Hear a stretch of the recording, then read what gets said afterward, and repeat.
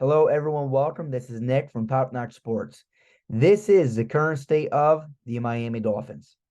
The Dolphins were 9-8 in the 2022 NFL season and ultimately lost in the wild card round to the Buffalo Bills 34-31. Last season was a first step in the right direction with their franchise quarterback in Tua. Mike McDaniel has been able to dial up really good offenses and has been able to fit Tua into the system properly. This season, they're off to a hot start. Can the Miami Dolphins go all the way, or will they stumble going down the stretch? This is the current state of the Miami Dolphins. So right now, the Miami Dolphins are sitting at a record of 8-3. And they have 6 games remaining on their schedule. When we look at this 8-3 record, we got to look at their wins and losses. They beat the LA Chargers, which the Chargers are a good team on paper, but Brandon Staley has had many issues over the last few years and probably should be fired. The New England Patriots, Bill Belichick's time is probably coming to an end there in New England. So again, not a great win over there. The Denver Broncos started off the season slow under Sean Payton, but they've been able to pick it up as of late. They lost to the Buffalo Bills. This was before all the injuries started to occur. They beat the New York Giants. They beat the Carolina Panthers. Again, 2 teams that are probably bottom 5 in the league right now. They lost to the Philadelphia Eagles. They would beat the Patriots again. They ultimately lose to the Kansas City Chiefs. And then they beat the Las Vegas Raiders and the New York Jets. When you look at the 8 wins, there are some good wins. And the good wins to me are the LA Chargers, right? The LA Chargers are a tough win for this team, beating New England twice. That might not sound very difficult, but it's tough. It's tough to beat New England. Even though they've had a lot of trouble lately, it's tough to do it. The Denver win. Denver wasn't great to start the season, but they clearly have enough talent to win some games, and Miami beat that team. So when you look at this 8-3 record, there is a true situation or a true scenario where you can say this team hasn't really beaten a really good team yet this season. And you can't really argue with it. But to be 8-3, to win against the bad teams, that shows you that this is a team that can beat bad teams. And, all the good teams can't say that. There are some good teams in the National Football League that will lose to bad teams. We see it every single week, okay? Every week. And the Dolphins are able to put away the bad teams. But the question is going to be, if they can go all the way to the Super Bowl, which is still in question, can they beat the good teams? And then the 6 remaining games, Washington, Tennessee, and the New York Jets, right? Those are 3 iffy games.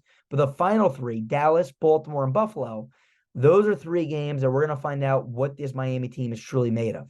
And again, I want to mention this too. The 3 losses that they had were against really good teams. Kansas City, Philadelphia were both in the Super Bowl last year, and Buffalo is a team that's tough too. So 8-3 so far, really good start. In the first 11, 6 games remain. We're going to find out what this team is made of in the final 6 games. Here is the depth chart of the Miami Dolphins. Okay, so you look at the top of the screen. This team still has $5 million in cap space right now that they can use this year if, God forbid, something happened. Okay, they have $5 million they can use to improve this roster to make it push into the hopefully the championship for this team. You look at the offensive line, Teron Armstead and Austin Jackson.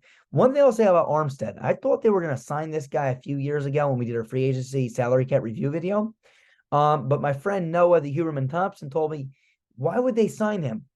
He's a left tackle. And I was like, yeah, he's a left tackle. Damn right. Blindside. Well, that's not Tua's blindside. He was 100% correct. So I changed it for that video. Teron Armstead's not protecting Tua's blindside, but he's still one of the best offensive tackles in the National Football League. Okay, you got Raheem Mostert and Devin Achane, and I know we're not starting Devin Achane here because he's been banged up, but we know that this guy, when he's on the field, is electric. So is Raheem Mostert, okay? Raheem Mostert's awesome, too. My buddy Alec Ingold, I miss him, okay? I love watching the Raiders. Miss seeing this guy not around anymore. Hate not seeing him there, okay? But Miami, great steal for them, okay? Tyreek Hill and Jalen Waddle might be the most 2 explosive weapons, especially across from each other, we've ever seen. Okay, side by side, the speed of this offense, Raheem Mostert, Devin Achane, Tyreek Hill, Jalen Waddle, is absolutely ridiculous. This team has speed that you only see in Madden leagues, okay? This isn't typical, but Mike McDaniel went out of his way to give to a people that can not only stretch the field vertically, but they can take a drag route, a screen pass, whatever it may be, and take it to the house. You give a little swing pass to Devin Akane, he can be off to the races. You let him run a Texas route, he may be off to the races. No matter what this team does, they're one play away from breaking one and taking one to the house. That's what this offense is designed to do. The offensive line's pretty decent, but they're not phenomenal. They're not the best offensive line in the league. But with a team that has this much speed, all they need is a small crevice. All they need is 2 seconds, and somebody should be open. You look at the defense.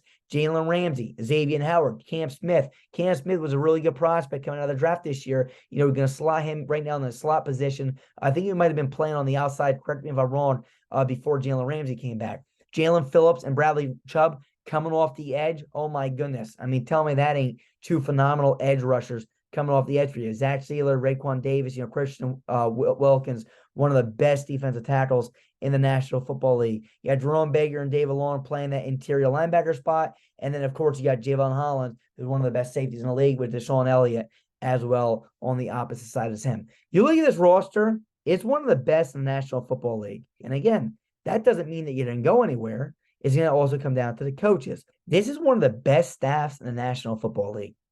Okay, when you put Mike McDaniel, an offensive genius, Frank Smith, who's up and coming, then you take Wes Welker as your receivers coach, and you have him teaching Tyreek Hill and Jalen Waddle, Cedric Wilson, Robbie Chosen, Chase Claypool, Braxton Berrios, all those guys. Okay, and then you bring in one of the most, in my opinion, credentialed, experts on the defense side of the football, and Vic Fangio. This is like a time where it's like a match made in heaven. This team's roster perfectly fits Vic Fangio's style of defense. Mike McDaniel and his creativity can get these receivers in open spots for Tua. I mean, it really is a great staff. And there's not too many times in the NFL where you have a marriage like this, where the roster is top 5, top 10 at the worst in the National Football League. But then you also have a really good staff, probably top 5, top 10 as well. Okay, so again, this is a perfect blend between two, the roster and the staff coming together. This is a phenomenal marriage between the two sides. And I think that they can get the best out of this roster.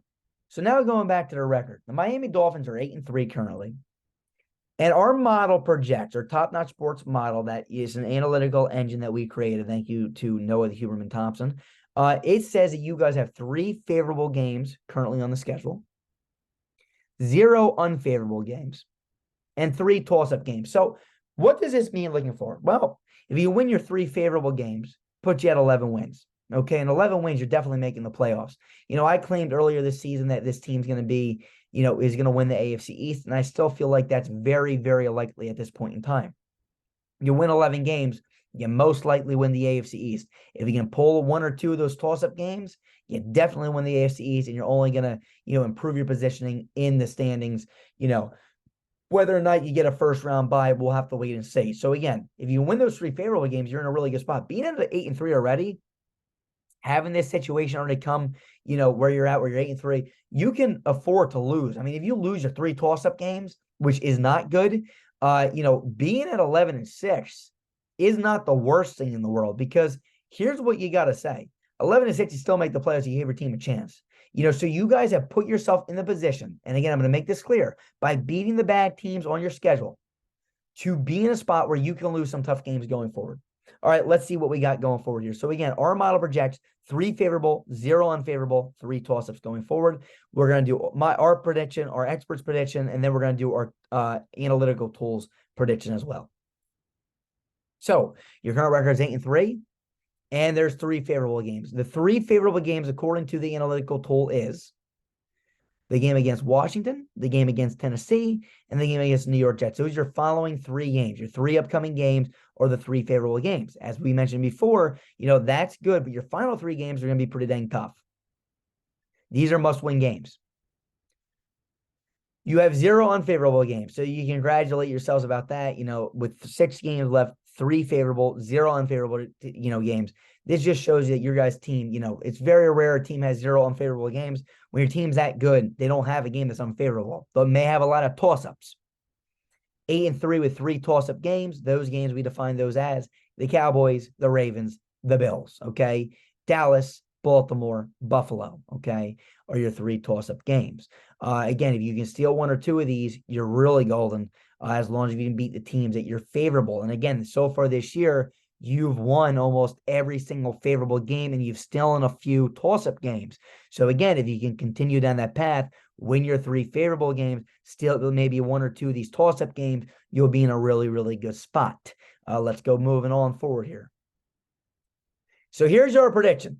Currently, we believe your team is going to go 11-3, and this is what we got, okay? So what do we think? 11-3 after the next 3 games. With 3 games remaining, we got you at 11-3, winning against the Commanders, winning against the Titans, and winning against the Jets, okay? So we got you going 11-3, beating the Commanders, beating the Titans, and beating the Jets with 3 games left on the schedule.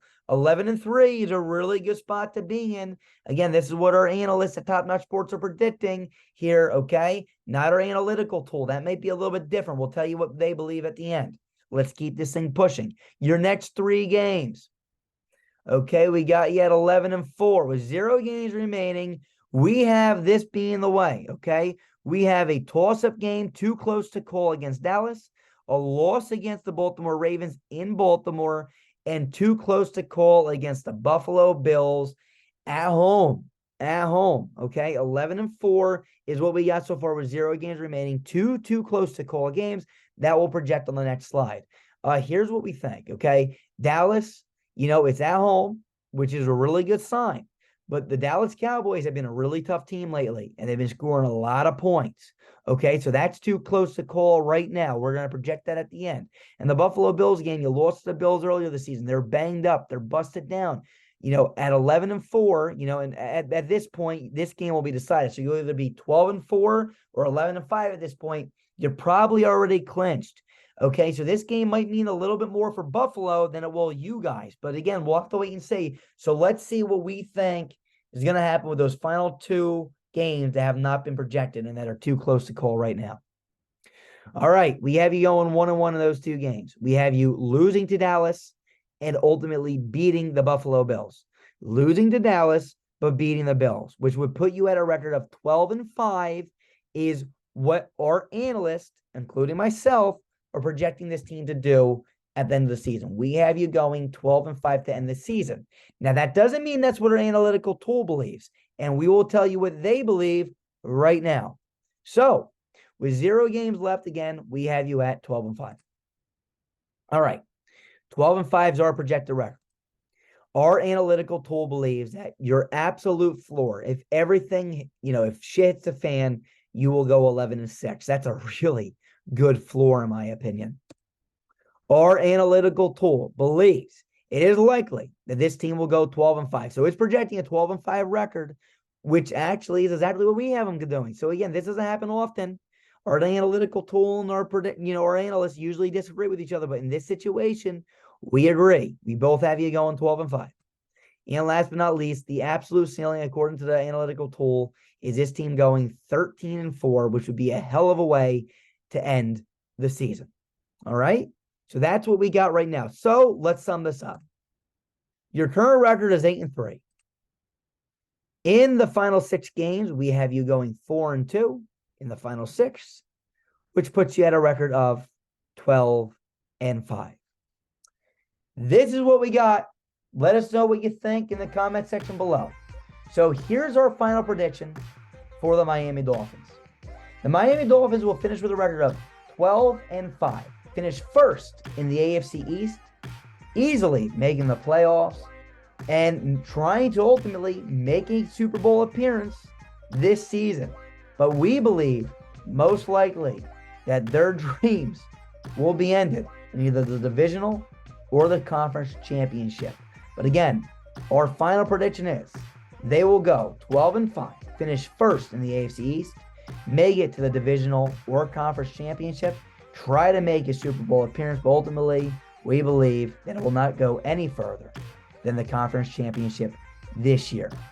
This is the current state of the Miami Dolphins. We'll see you guys soon. Peace. We are Built Better. 180. 180 set.